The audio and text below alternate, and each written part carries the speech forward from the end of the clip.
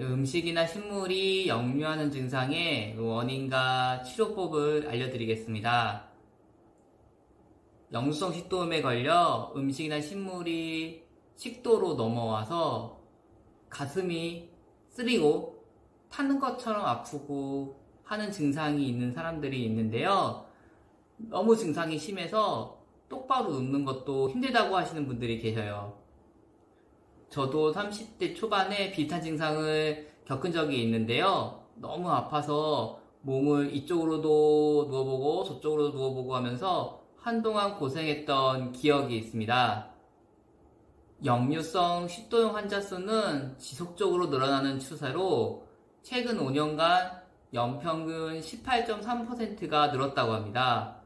특히 젊은 층에서 꾸준히 역류성 식도염 환자가 늘고 있는데 삶의 질을 크게 떨어뜨리고 또 재발도 잦은 역류성 식도염을 근본적으로 해결하는 방법이 없는지 궁금하신 분들이 계실 텐데요. 오늘은 한의학에서 보는 역류성 식도염의 진정한 원인과 어떻게 근본적으로 해결할지 알려드리도록 하겠습니다. 우리가 음식을 먹으면 식도를 지나서 위장으로 들어가고 그 음식물들이 충분히 소화가 되어 장으로 내려가야 하는데요. 과정이 원활하게 일어나지 않고 음식이 오랫동안 위장에 머물러 있다가 거꾸로 식도로 넘어오면서 역류성 식도염이 생기게 됩니다. 역류성 식도염의 증상으로는 음식물의 역류, 속쓰림, 가슴 쓰림, 가슴 답답, 모기 물감, 잔기침, 신트름, 가슴 두근거림 등의 증상이 있는데요. 한의학에서는 담적병이 역류성 식도염을 유발하는 원인이라고 보고 있습니다. 담독소에 의해서 위장 점막의 이면 조직, 속 조직들이 손상되고 위장 조직이 굳어지는 병을 담적병이라고 합니다. 담독소는 치아에 생기는 플라그처럼 음식 찌꺼기가 썩으면서 생성되는 병을 일으키는 물질입니다. 역류성 식도염 발생 기전을 세 가지로 나눠서 설명하겠습니다. 첫째는 담독소로 인해서 아까 말씀드렸던 위장의 점막 이면 조직이 손상되어 위산의 역류를 막아주는 하부식도 관략근이 이완됩니다. 둘째는 점막 하층의 신경 기능의 부조화가 야기돼서 위산의 분비 조절 능력이 저하됩니다.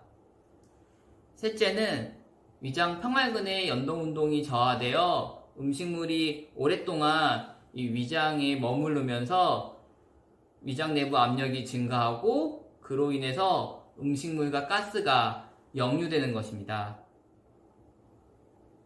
넷째는 위장에서 생긴 담독소가 심장으로 퍼져 심장의 근육벽을 굳어지게 해서 가슴과 목의 불편감을 심화시킵니다. 일반적으로 내과나 병원에서는 위산을 중화시켜주는 제산제나 위산의 분비를 억제하는 PPI, 프로톤 펌프 억제제, 위장운동 촉진제들을 사용합니다. 보통 2주 정도 약을 복용하면 증상이 많이 좋아지지만 일부 환자들의 경우에는 증상이 잘 사라지지 않거나 약 복용이 끝나면 다시 증상이 재발하여 반복적으로 약을 복용하는 경우가 있습니다. 하지만 이런 약들은 강력한 효과가 있는 만큼 부작용 또한 많기 때문에 장기간 복용은 좋지 않습니다. 많이 겪는 부작용으로는 소화불량, 미네랄 흡수 저하로 인한 빈혈, 위장관 내 세균의 감염 등이 있습니다. 한의원에서는 역류성 식도염의 겉으로 드러나는 증상을 가라앉히는 치료를 할 뿐만 아니라 위장의 조직을 전반적으로 병들게 하는 담독소를 제거하고 또 위장을 회복시켜주는 치료를 통해서 역류성 식도염을 치료하고 있습니다. 역류성 식도염이 생겼다면 심해지기 전에 담적병으로 인한 것이 아닌지 진단을 받아보고 담적병이 맞다면 담적병 치료를 받는 것이 좋은데요. 큰 병이 생기기 전에 조기에 치료하는 것이 치료 기간도 줄이고 몸도 살리는 길이 것입니다. 저희 구리위담 한의원에서는 담적 진단 검사를 통해서 담적의 유무와 담적병의 심한 정도를 파악한 후에 개인에 맞는 최적의 치료를 시행하고 있습니다. 저희 위담 한의원에서는 담적병을 치료하는 방법으로 첫째, 발효한약요법, 둘째, 간정화요법, 셋째, 아로마 소종요법, 넷째, 약침요법, 다섯째, 임동맥 온열요법 등을 사용하고 있습니다.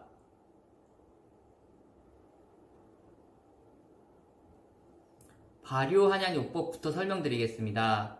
담독소가 쌓여서 망가진 조직으로 약이 잘 흡수될 수 있게 한약을 발효시켰습니다. 발효한약은 치료 초기에는 담독소를 제거하는 역할을 하고 치료 후반기에는 위와 장 그리고 심장의 기능을 살려주는 역할을 합니다. 둘째, 간정화요법. 간정화요법은 간장의 기능 중에 하나인 해독 기능을 올려주기 위해 시행합니다.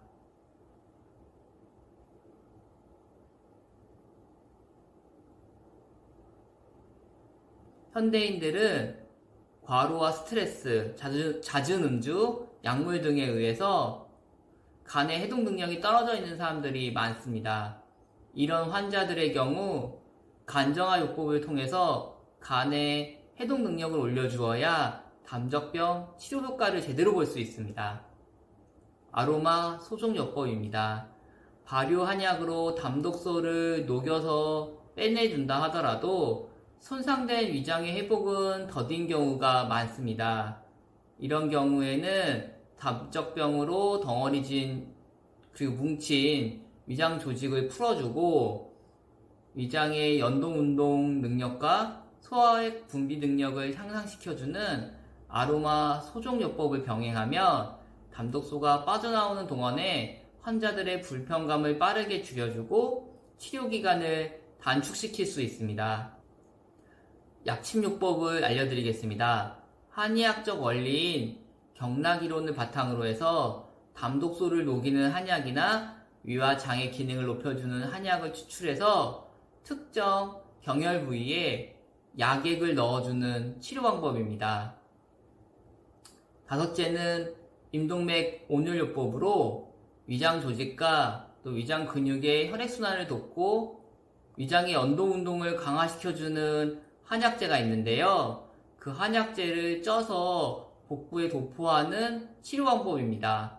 10여 가지의 한약재를 이용해서 만들기 때문에 복부가 따뜻해지는 것뿐만 아니라 몸 전체가 따뜻해지면서 면역력을 높이는 데도 도움이 됩니다.